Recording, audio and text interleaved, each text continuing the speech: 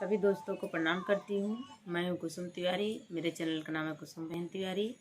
दोस्तों आप लोग कैसे हैं? मैं एक गीत सुनाने जा रही हूँ, आपको कैसे लगा कमेंट में ज़रूर बताइएगा और मेरी वीडियो को लाइक शेयर ज़रूर कीजिएगा दोस्तों, और आगे भी बढ़ाइएगा। सुनी रे मोरी बगिया कोयल बिना, सुनी रे मोरी बगिया कोयल बिना, बाप महतारी बिना नहीं हरे सूना, बाप महतारी बिना नहीं हरे सूना,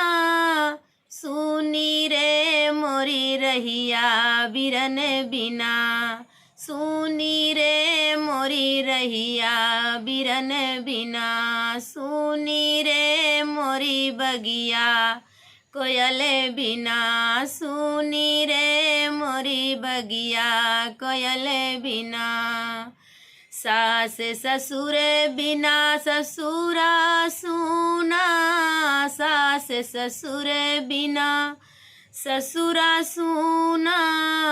सूना रे मोरा आंगन देवर बिना, सूना रे मोरा आंगन देवर बिना,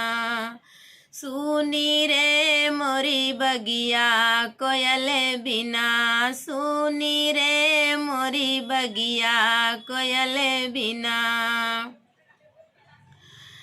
सुनी रे मोरी बगिया कोयल बिना, सैया के बिना सुनी से जरिया, सैया के बिना सुनी से जरिया,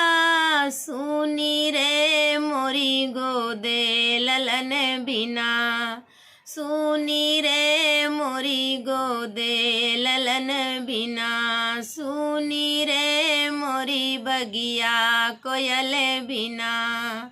सुनी रे मोरी बगिया कोयल बिना।